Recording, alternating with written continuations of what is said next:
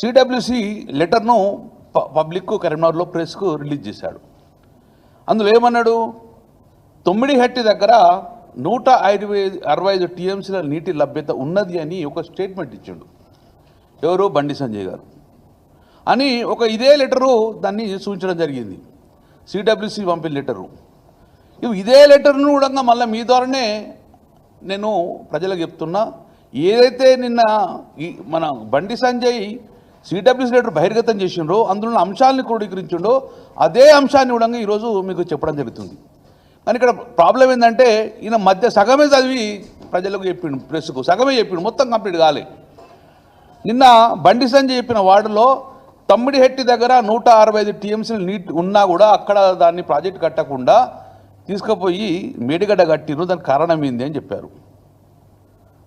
ఇది ప్రజలకు వాస్తవం చెప్పేందంటే ఎస్, తమ్మిడిహెట్టి దగ్గర 165 టీఎంసీల నీటి నిల్వ ఉంటుంది. కానీ అందులో అప్పటికే 63 టీఎంసీల నీటిను అలాట్ చేశాము పై రాష్ట్రాలకు అని చెప్పి క్లియర్గా ఇందులో రాసిండ్రు. As evidence from the detailed water availability studies carried out project authority and this office in last few years, the net water available at the barrage location is about 165 TMC అని ఇక్కడికే చదివిండు ఇచ్చిండు. కానీ దాంతో ఫర్దర్ చదవాలి. At 75% dependable which includes preserved surplus from the share of upper states. That is assuming the utilization of the upper side states limited to 75% availability of 63 TMC. అంటే దీని ఉద్దేశం ఏంటంటే అక్కడ మ్యాక్సిమం 160 టీఎంసీ వస్తుంది, కానీ అందులో పై రాష్ట్రాలకు సంబంధించిన 63 టీఎంసీ కేటాయించేసినాం మేము. కాబట్టి మీకు ఉండేది 102 టీఎంసీలు మాత్రమే ఉంటుంది అని అన్నారు. దట్టు ఒక కండిషన్ పెట్టారు. ఏమని? ఆ 102 టీఎంసీలు కూడా ఎప్పుడు మీరు 148 మీటర్లు గిట్ట తగ్గిమంటుంది డిమాండ్, 158 మీటర్లు గిట్ట కడితే అక్కడ మీకు ఆ 102 టీఎంసీలు వస్తాయి. కానీ 158 టీఎంసీ మేము ఒప్పుకోము, దాన్ని 148 తగ్గిమని చెప్పి 140 తగ్గితే అక్కడ ఉన్న స్టోరేజ్ 44 వస్తుంది. మరి 44 టీఎంసీలు కావన్నా, మేడిగడ్డలో ఉన్న లక్షల టీఎంసీ కావన్నా అని ఆ రోజు కేసీఆర్ గారు మాట్లాడి ఈ 42 టీఎంసీలు మాకెందుకు, ఇవి ఉన్న 102 అవైలబిలిటీ మాకెందుకు, కాబట్టి అక్కడ నీటి నిల్వ లేదు యాజ్ పర్ ద సిడబ్ల్యూసి. ఈ సిడబ్ల్యూసి ప్రకారం నీటి నిల్వ లేదు కాబట్టే దాన్ని మేడిగడ్డకు మేము మార్చడం జరిగింది. ఇది క్లియర్. ఇది మీరిచ్చిన బండి సంజయ్ గారు మీరిచ్చిన సిడబ్ల్యూసి రిపోర్టునే మళ్ళీ మీకే పంపిస్తున్నాం. ఇందులో క్లియర్గా మెన్షన్ చేసిండ్రు, అండర్లైన్ కూడా చేసిండ్రు. అనేది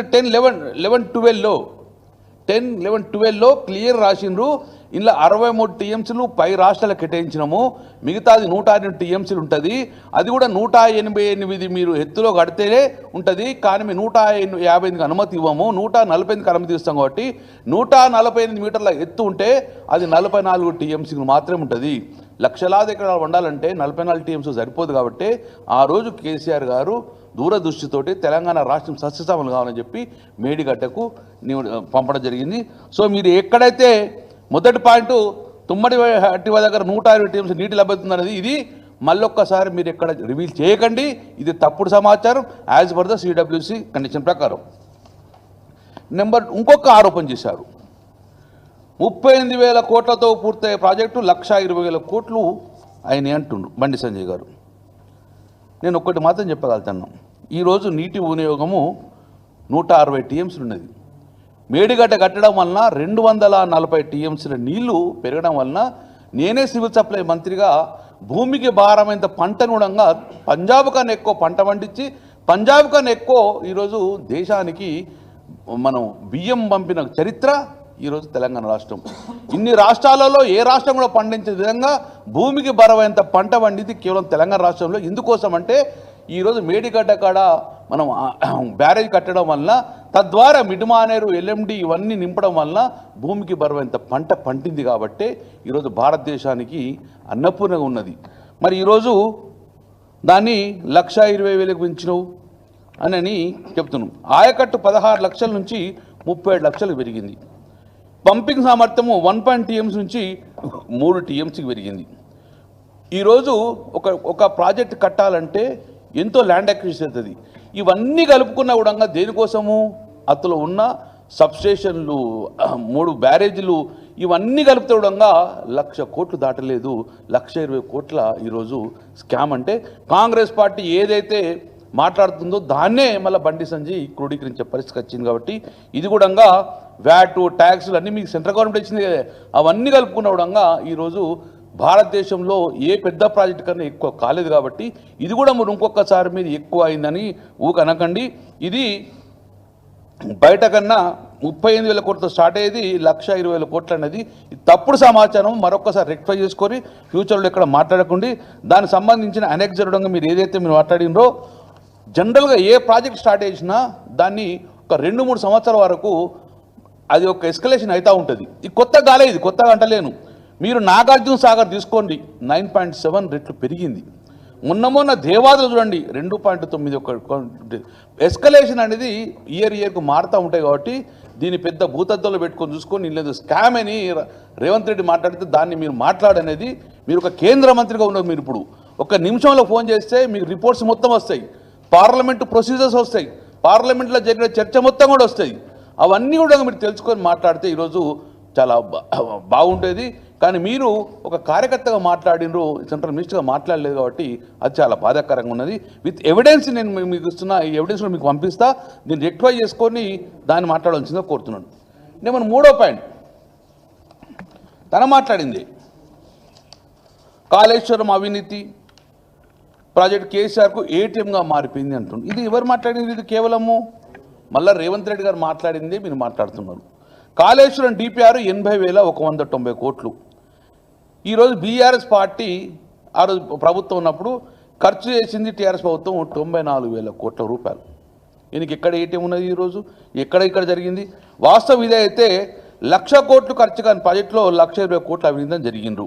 నేను ఒకటే వస్తున్నా, 22/7/2021 అప్పుడు రేవంత్ రెడ్డి గారు ఇదే మన ముఖ్యమంత్రి గారు పార్లమెంట్లో ఒక క్వశ్చన్ వేసిండు. ఏమని వేసిండు? ఇదే సార్ ఏటీఎంగా మారిపోయింది, 1,00,000 కోట్ల కుంభకోణమైంది, దీని గురించి మీరు సెంట్రల్ విజిలెన్స్ పెట్టుకొని మీరు దాన్ని ఎంక్వైరీ చేసి ఒక క్వశ్చన్ ఆన్సర్ ఏమని చెప్తే డైరెక్ట్ ఆ రోజు క్వశ్చన్ వేస్తే ఆ రోజు కూడా 22/7/21 శ్రీ అనుమల రేవంత్ రెడ్డి గారు పార్లమెంట్లో ఒక క్వశ్చన్ వేసిండ్రు. ఈ యొక్క అవినీతి జరిగిందా, మేడిగడ్డ బ్యారేజ్లో కాళేశ్వరంలో అవినీతి జరిగిందా, మీ సెంట్రల్ గవర్నమెంట్ రిపోర్ట్స్ ఉంటాయి కదా అంటే క్లియర్గా వాళ్ళు చెప్పడం జరిగింది, ఎక్కడ కూడా ఇంత కూడా అవినీతి జరగలేదని చెప్పి the minister of state for the Jal Shakti and tribal affairs వాళ్ళు శ్రీ విశ్వేశ్వరుడు గారు ఎక్కడ అవినీతి జరగలేదని చెప్పేసి రేవంత్ రెడ్డి గారు ఇచ్చిన ప్రశ్నకు సమాధానం మరి ప్రధానమంత్రి మోడీ గారే కదా, ఆ పార్లమెంట్ నడిపేది కూడా మోదీ ప్రభుత్వం వాళ్ళే, ఎన్డీఏ ప్రభుత్వం కదా, అందరం మేమైనా మ్యాన్పేట్ చేసినామా? మరి ఈరోజు పార్లమెంట్లో అడిగిన ఆన్సర్ కూడా మీరు మళ్ళీ అవినీతి జరిగిందంటే మరి దీనికి ఇది అవగాహన ఉన్నట్ట మీకు లేనట్ట? కాబట్టి as informed by the state government no instance of corruption have come to its notice regarding this projects. అంటే ఏంది? ఈ ప్రాజెక్ట్లో ఎక్కడ అవినీతి అనేది మాకు కనరాలేదు, కాబట్టి అలాంటి ఆరోపణ లేదు అని చెప్పేసి రేవంత్ రెడ్డి గారు ఇచ్చిన ప్రశ్నకు సమాధానంగా బండి సంజయ్ గారు ఇది 22/7/2021 నాడు రేవంత్ రెడ్డి గారు అడిగిన ప్రశ్నకు బహుశా మీరు అందులో ఉన్నట్టు ఎంపీగా మీరు ఉన్నారు, మీరు ఇన్నుంటారు. మరి ఉన్నా కూడా మీరు ఇంకా అవినీతి జరుగుతుందంటే ఇది మేము నిదర్శనంగా భావిస్తున్నాము. ఇంకోటి ఇవన్నీ కల్పితాలు. కాంగ్రెస్ పార్టీ ఏదైతే మాట్లాడుతుందో దాన్నే మీరు రిపీటెడ్గా మాట్లాడుతుండ్రు. కాబట్టి మీరు ఒక్కసారి ఆలోచించుకోవాలి. ఈరోజు కాళేశ్వరం జాతీయ హోదా ఇస్తే బీజేపీ పరువు పోయేది. ఎస్ కరెక్టే.